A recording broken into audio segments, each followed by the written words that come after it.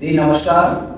क्या दोस्तों कोई ऐसा प्राणायाम है, कोई ऐसी क्रिया है जिसके द्वारा आप इस शरीर की सभी व्याधियों को खत्म कर सकते हैं? सभी जितने भी रोग होते हैं इस शरीर के अंदर, क्या सभी रोगों को समाप्त किया जा सकता है किसी क्रिया के द्वारा, किसी प्राणायाम के द्वारा? जी बिल्कुल, ये सत्य है।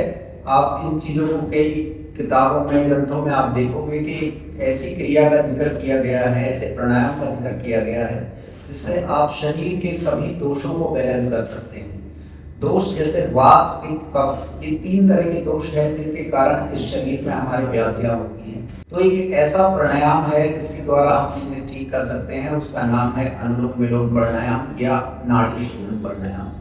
दोस्तों, अनुलोम विलोम प्राणायाम और नाड़ी शोधन प्राणायाम में क्या बेसिक डिफरेंस है, इस पर हमारी चर्चा रहेगी। मैं हूँ आचार्य संदीप, आपके अपने एस&टी वेलनेस से।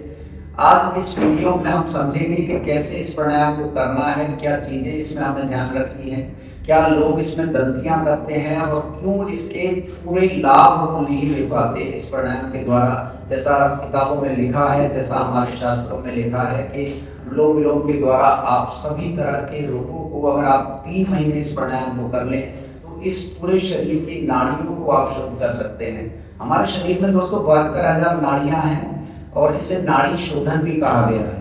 तो कैसे इस प्राणायाम को करते हैं, इस पर हम चर्चा करते हैं। देखिए, जब आप स्टार्ट करें अनुलोम विलोम को तो आप कुछ चीज़ों का ध्यान रखें। एक तो आपकी जो कमर है पूरी तरह से सीधी रहेगी। आपकी कमर सीधी रहेगी तो इससे आपका जो बॉडी के अंदर फ्लो है, आपकी एयर का जो फ्लो है वो बेहतर रहेगा। तो आप कमर सीधी रहे। बेशक हो सकता है कई लोगों को कमर सीधा रखते हुए जैसे लंबे समय तक बैठे रहे तो दर्द हो जाए इसके दौरान, तो वो दर्द भी अच्छा माना जाता है।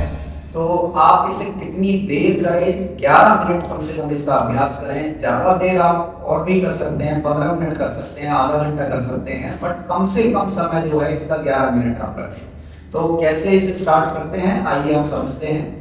सबसे पहले आप कमर को सीधा कर लें। अपने राइट हैंड की दोनों उंगलियों को इस तरह से, आप पहली 2 उंगलियों को मोड़कर अंगूठे के नीचे लगा लें इस तरह से।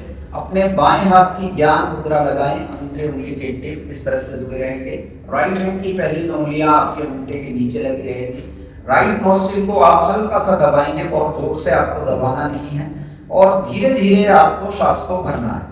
धीरे धीरे आपको श्वास को जाने देना है। श्वास जब आप भरते हो लेफ्ट नोस्ट्रिल से तो आप देखिए कि श्वास को बहुत जोर से खींचते हैं कुछ लोग इसमें, तो वो तरीका सही नहीं है। आप जब श्वास भरें तो आपकी श्वास इतना धीमे हो कि आपके आसपास भी अगर कोई लोग बैठा हो उसे भी आपके श्वास की आवाज़ ना आए। तो कैसे आप भरेंगे? राइट नोस्ट्रिल आपने ऐसे बंद किया अंगूठे से, लेफ्ट नोस्ट्रिल से आपने धीरे धीरे श्वास को भरना स्टार्ट किया। तो आपको समय लेना है इसमें कम से कम 8 से 10 काउंटिंग आप करें। आराम आराम से श्वास को भरते रहेंगे लेफ्ट नोस्ट्रिल से। लेफ्ट नोस्ट्रिल से श्वास जब आप भर लें 8-10 काउंटिंग में, फिर आप श्वास को थोड़ी देर के लिए होल्ड किया, 2 या 3 सेकंड के लिए।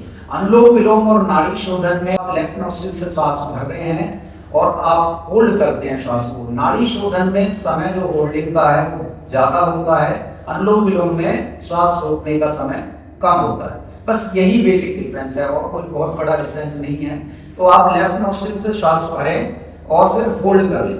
होल्ड करने के बाद आप राइट नोस्ट्रिल से अंगूठा हटाएंगे और राइट नोस्ट्रिल से धीरे धीरे श्वास को निकलते रहना है। जैसे आपने 8 काउंटिंग में भरा तो 10 काउंटिंग में निकालिए, या 10 काउंटिंग में आपने भरा तो 12 काउंटिंग में आप निकालिए।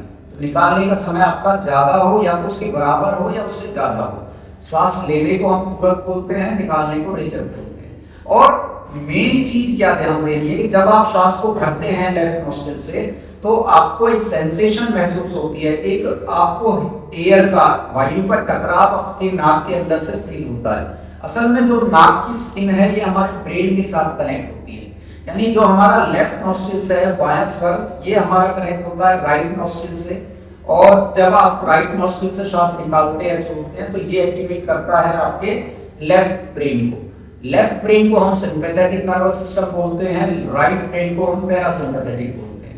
अलग अलग कंडीशन में ये नर्वस सिस्टम भी हमारे एक्टिव होते हैं, ओवर एक्टिव होते हैं। कई कंडीशंस में और समस्याएं होती हैं लोगों को, तो इन सभी समस्याओं को आप अनुलोम विलोम के साथ ही कर सकते हैं। जैसे आप देखें कि बहुत हाइपर लोग बहुत ज़्यादा जो ओवर एक्टिव एग्रेशन, जिसके अंदर गुस्सा, चिड़चिड़ा बिहेवियर, इस तरह की चीज़ें होती हैं, उस कंडीशन में आपका सिंपैथेटिक नर्वस सिस्टम यानी लेफ्ट ब्रेन ओवर एक्टिव होता है। तो उस समय हम क्या करते हैं, इस सिंपैथेटिक को पैरासिम्पैथेटिक की तरफ शिफ्ट करना हमारे बॉडी के लिए जरूरी होता है, माइंड के लिए जरूरी होता है। बट उसको करना कैसे है, आपको लेफ्ट नॉस्ट्रिल से श्वास भरना है। जैसे मैंने बताया ना, लेफ्ट नॉस्ट्रिल आपके राइट ब्रेन को एक्टिव करेगा। तो एक्टिव था आपका लेफ्ट सिंपैथेटिक, तो आप यहाँ से सांस भरोगे तो ये आपका एक्टिव हो जाएगा। तो लेफ्ट नॉस्ट्रिल से तब हम सांस लेते हैं। अभी मैं अनुलोम विलोम को ही बता रहा हूँ आपको। लेफ्ट से भरा आपने, राइट से निकाला, फिर राइट से ही भरेंगे आप, यहाँ से राइट से भरेंगे आप काउंटिंग में, और लेफ्ट से निकालेंगे।